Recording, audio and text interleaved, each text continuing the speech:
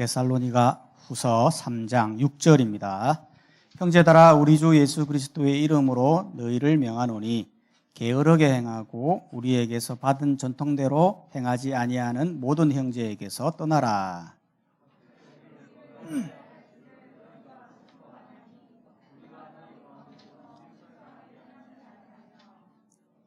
누구에게든지 음식을 값없이 먹지 말고 오직 수고하고 애써 주야로 말함은 너희 아무에게도 폐를 끼치지 아니하려 함이니.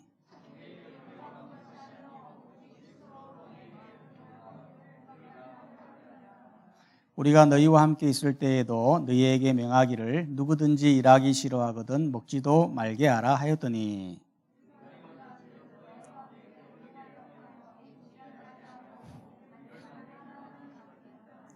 함께 보겠습니다.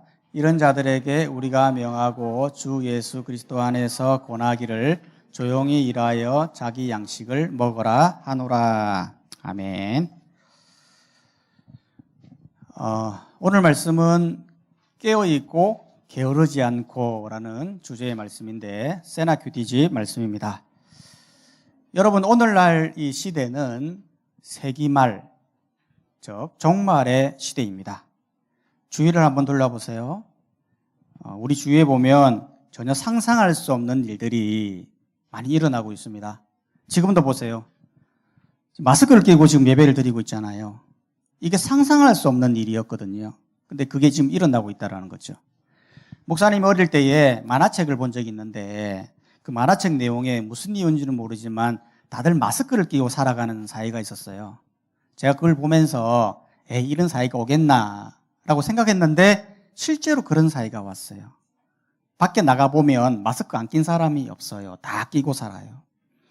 코로나뿐만 아닙니다, 여러분. 자연재해를 보더라도 진짜 이상한 말도 안 되는 일들이 지금 일어나고 있습니다.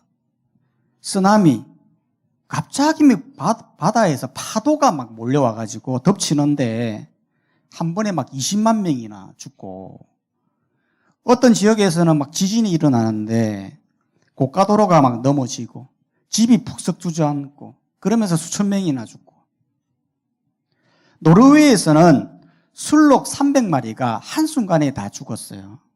왜 죽었는지 딱 보니까 하늘에서 번개가 내리쳤는데 다 감전되어 죽었잖아요. 근데 어떻게 번개가 친다고 어떻게 300마리나 죽지? 알고 보니까 그때 비가 오고 있었는데 번개가 팍 치니까 그 물을 통해서 그 주위에 있던 300마리의 술록이 다 죽게 된 거예요. 성경에도 보면 이 종말에 대해서 말을 하고 있어요. 예수님은 이렇게 말씀하셨어요. 세상이 끝날 때에는 어떤 징조가 있는데 어떤 징조냐? 마태복음 24장에 보면 첫 번째로 많은 사람이 내 이름으로 와서 나는 그리스도다 라고 많은 사람을 미혹하게 된다라는 거예요. 실제로 우리나라에도 자칭 하나님이다라고 하는 사람이 많이 있잖아요. 그런 것처럼 그리스도다, 하나님이다라고 하는 사람이 있고, 두 번째는 민족이 민족을, 나라가 나라를 대적하여 일어난다. 즉 전쟁이 일어난다, 그 얘기잖아요. 최근에도 보니까요, 곳곳에 전쟁이 일어나는데 아제르바이잔과 아르메니아가 이렇게 전쟁을 하는데, 희한한 건 지금의 전쟁은 사람이 사람을 싸우는 게 아니고 드론이 떠가지고 드론이 공격을 하더라고요. 그러니까 드론이 가서 탱크 부딪혀버리고 포대를 공격해버리고 막 그러더라고요. 이제 사람끼리 전쟁하는 게 아니고 사람이 조종해서 드론이 막 수만 대의 드론이 떠가지고 막 공격해버리는 시대가 된 거예요. 게임 같아요, 게임. 지금은 각 나라들마다 어떻게든 핵무기를 만들려고 지금 난리예요.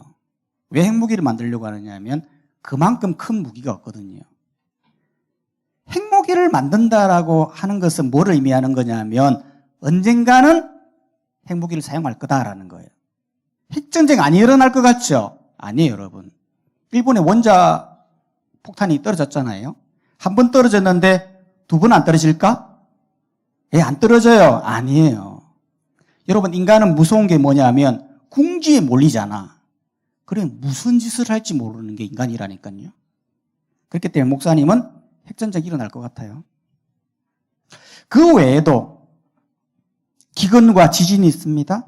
거짓 선지자가 많이 일어나 많은 사람들을 미혹합니다. 불법이 성함으로 많은 사람들이 식어지면서 그때야 끝이 오리라. 이렇게 예수님께서 말씀하셨습니다.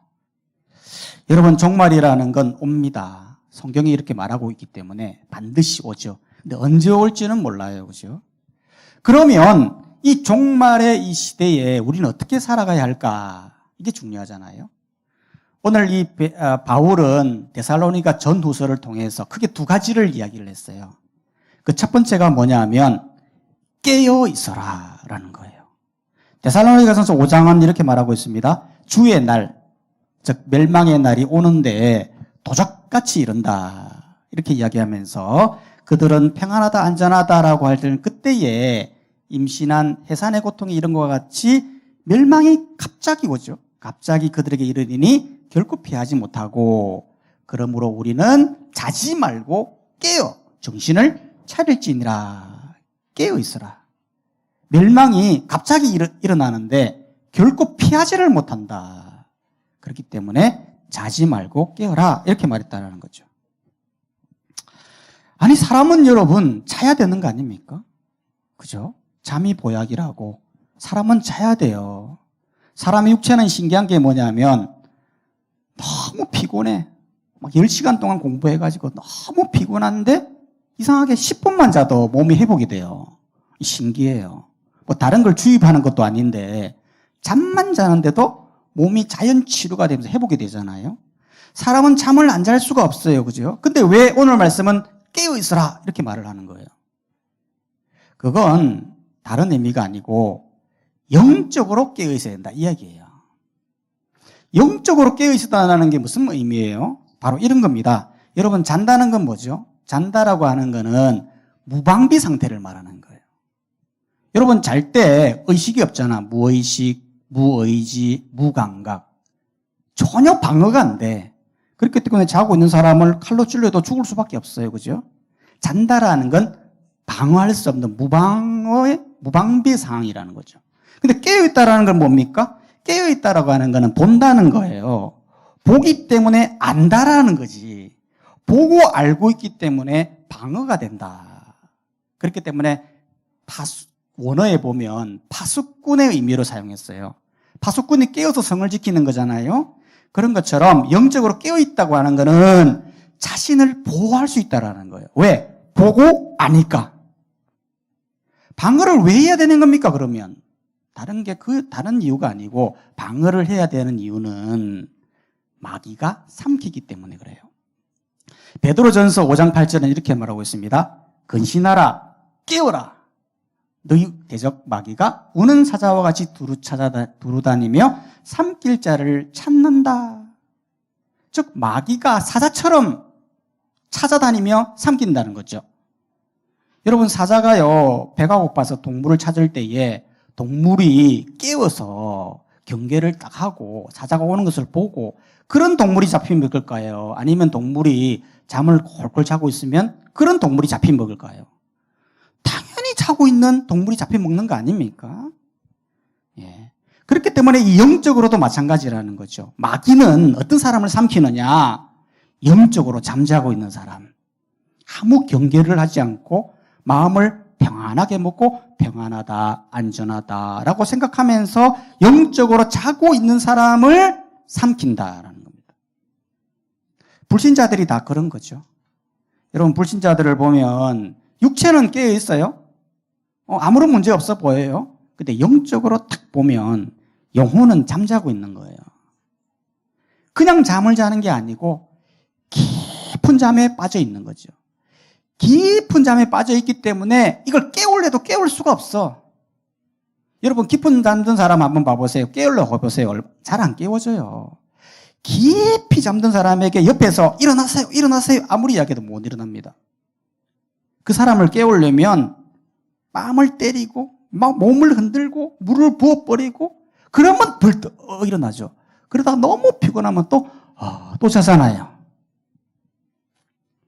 세상 사람들은 그런 상태라는 거죠. 너무 깊이 잠들어 있는 상태라는 거죠. 그렇게 잠들어 있다 보니 시대의 징조도 분별하지 못하고 영적으로 하나님을 볼 수도 없고 깨달지도 못해서 결국에는 마귀의 모기가 되기 때문에 깨어 있어라 라는 거죠. 불신자만 그렇습니까? 아닙니다, 여러분. 교회를 다니는 사람들도 보면 멀쩡한데 영적으로 잠자는 사람들이 있어요. 교회 잘 옵니다.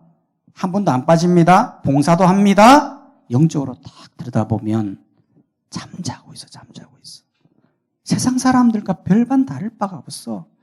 보면은 멀쩡해. 영적으로는 잠자고 있는 거예요. 시대도 분별하지 못하고 주님이 언제 오실지에 대한 감각도 없고 구원에 대한 개념도 없고 그냥 세상 사람들처럼 이 땅에 잘 살고자 하는 욕망으로 본능에 충실하면서 살아가는 거예요. 그런 자들에게 마귀가 삼키 뿌리는 거지. 그런 자들은. 그렇기 때문에 우리는 이래서는 안 되고 바울이 이야기하잖아요. 깨어라. 영적으로 깨어 있어라. 그게 네가 살 길이다. 마귀로부터 방어가 된다. 그렇게 말하고 있다는 것입니다. 깨어 있다는 건 다른 게 아니에요. 이 시대의 징조를 보면서 주님이 오실 것을 기대하면서 보는 거예요. 아는 거예요. 깨달는 거예요. 미래를 대비하는 거예요. 그게 깨어 있는 겁니다. 두 번째로 종말의 시대에 어떻게 살아가야 되느냐. 두 번째는 게으르지 않는 거예요. 여러분 좀 신기하지 않아요? 종말과 게으르지 않는 거. 이게 무슨 관계가 있는 거예요? 이게 왜 관계가 있느냐면 당시 데살로니가 성도들은 주님이 곧 재림하실 거다라고 하는 이 종말에 대한 생각이 있었어요. 곧 주님이 오시고 이 세상은 종말될 거다라고 생각했던 거죠. 그러다 보니까 두 부류의 사람이 나타나게 되었어요. 어떤 부류였냐면 첫 번째는 세상을 등지는 사람들이었어요. 곧 주님이 오시니까 우리끼리 모이자라고 해서 함께 모여 기도하고 말씀 보고 집회를 하고 막 그러했던 거죠. 실제로 우리나라도 그랬지 않습니까? 1992년 다미 성교회 한 아이가 계시를 받고 92년 10월 28일 날 주님이 오신다라고 해가지고 사람들이 막 모였어요. 모이면서 어떤 사람은 남편과 이혼하고 등교도 거부하고 어떤 인산부는 낙태수술까지 했어요. 왜? 아이가 태어나봐야 아무 소용이 없으니까. 그러니까 낙태수술까지도 하고 어떤 사람은 집을 팔아가지고 교주에게 주고 막 그렇게 했던 거예요. 사회적 문제가 되었던 거죠. 다미성교회뿐만 아니에요. 오늘날도 보면 은혜로교회 신옥주 목사가 그랬잖아요. 이 사람이 신옥주인데 이단 목사죠. 현재는 핵심 신도들과 구속되어 있는데 이 사람이 종말이 온다라고 해서 사람들을 데리고 어디로 갔느냐 하면 피지로 갔죠. 피지 안에도 낙토라는 곳이 있는데 왜 낙토에 갔느냐? 낙토가 지상낙원이래요. 종말의 피난처로 최적의 곳이래요. 그래서 무려 420명의 사람을 데리고 지금도 생활하고 있죠. 재밌는 건 여기서 뭐 하느냐 그러면 여기서 뭐 하느냐 하면 매일 집회하면서 농사 짓고 사업을 하고 그래요. 아니 종말할 건데 왜 사업을 하는지는 모르겠어요. 여러분 이런 행동들은 굉장히 잘못된 거죠. 왜 잘못되었냐면 종말의 때는 이렇게 나타나지 않아요. 종말의 때는 어떻게 나타나느냐? 마태복음 24절에 보면 이런 말이 있어요. 그때에 종말의 때에 두 사람이 밭에 있는데 한 사람은 데려가고 한 사람은 버려둠을 당하게 될 것이고 두 여자가 있는데 맷도질을 하고 있는데 한 사람은 데려가고 한 사람은 버려둠을 당할 것이다. 그러므로 깨어 있어라. 어느 날에 너희 주가 임할는지 너희가 알지 못함이니라. 무슨 말입니까? 그때에 무슨 일을 할 때? 일을 하고 있을 때. 남자들은 밭에서 일하고 여자들은 맷돌질하고 있을 때 주님이 오셨다라는 거죠. 종말은 이런 거예요. 종말의 때를 알아가지고 날짜를 정확하게 알아서 사람들이 모여가지고 집회하고 주여 오시옵소서 마라나타 하면서 그때 주님이 오시는 게 아니다. 갑자기 온다. 아무도 모른다. 그냥 일할 때, 여러분이 공부할 때, 선생님들이 일할 때 막 일하고 있는데 주님이 오시는 거예요. 그게 종말에 그때 종말에 그렇게 이런 일이 일어난다는 거예요. 그래서 종말에 대한 성경적 생각은 여러분 유명한 말이 있잖아요. 지구에 종말이 오더라도 사과나무 한 그루를 심겠다. 바로 이게 성경적 생각이라는 거죠. 종말이 온다고 하더라도 호들갑 떨지 말고 네가 있는 곳에서 열심히 일하다 보면 주님이 오신다. 이야기를 하고 있는 것입니다. 두 번째로 종말이 안 되는 이유로 종말의 이유로 또 한 부류의 사람이 나타났는데 그 사람이 누구냐면 일을 하지 않는 부류의 사람이 나타났어요. 앞에 한번 넘겨보세요. 앞으로. 아니네. 그 다음 넘겨보세요. 그 다음, 아니, 뒤로. 없네. 자, 앞으로 넘어가겠습니다. 다시 한번. 자, 일을 하지 않는 부류가 나타나기 시작했는데 11절에 보면 이렇게 말하고 있습니다. 우리가 들은 적 너희 가운데 게으르게 행하여 도무지 일하지 아니하고 일을 만들기만 하는 자들이 있다 하니. 여러분 당시 데살로니가 성도들 가운데서는 그릇된 종말론으로 인해서 생업을 포기한 사람이 있어요. 그리고 무의도식하면서 규모 없이 행하는 자들이 있었거든요. 즉 종말이 오니까 뭐 일하면 뭐하나 그냥 쉬자라고 했던 거죠. 일 자체를 안 하니까 어떻게 되었습니까? 이들도 먹어야 되잖아요. 그럼 어떻게 돼요? 남에게 피해를 끼치게 되었다는 거예요. 실제로 당시에 예배를 드릴 때에 매주 성찬식이라는 걸 했거든요. 성찬식을 하고 난 이후에 만찬을 하게 되는데 만찬을 할 때 각자 음식을 가지고 왔단 말이에요. 그런데 일을 안 한 사람은 가져올 음식이 없잖아. 그러니까 그 만찬 자리에 항상 남의 음식을 먹게 되는 거예요. 항상 남의 패를 끼치는 사람이 되었다는 거죠.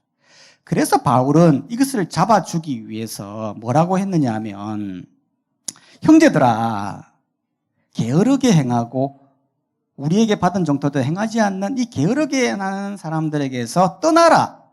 상대도 하지 말고 멀리하라. 이렇게 말을 하고 누구에게든지 음식을 값없이 먹지 않고 폐를 끼치지 말고 누구든지 일하기 싫어하거든 먹지도 말게 하라. 이렇게 말했다는 거예요.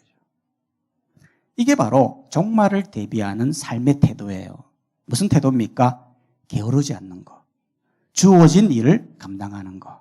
성실하게 일을 하는 거. 이게 종말적인 삶의 태도예요. 우리는 그렇지 않거든요. 우리는 그릇된 종말론을 가지고 있어서 세상 일은 덜 중요하고 교회는 굉장히 중요하다고 생각하는 사람이 있어요. 그래서 세상에 가서 대충 일하고 공부도 대충 하고 근데 교회만 오면 굉장히 열심히 하는 사람이 있어요. 그거는 바른 성경적인 태도가 아니에요. 삶의 태도는 뭐냐면 남에게 폐를 끼치지 않는 거예요. 일하기 싫거든 먹지 말게 하라는 게 성경적 가치예요. 그렇기 때문에 게으르지 말고 주어진 일을 최선을 다하되 영적으로 깨어 살아가는 것이 종말적인 이 시대에 살아가는 삶의 태도다라는 것입니다. 그렇게 깨어서 이 시대를 잘 분별하고 게으르지 않고 성실하게 주어진 일을 잘 감당해서 이 종말의 시대를 잘 넘어가는 우리 모든 파워팀이 다 되시기를 주님의 이름으로 축복합니다.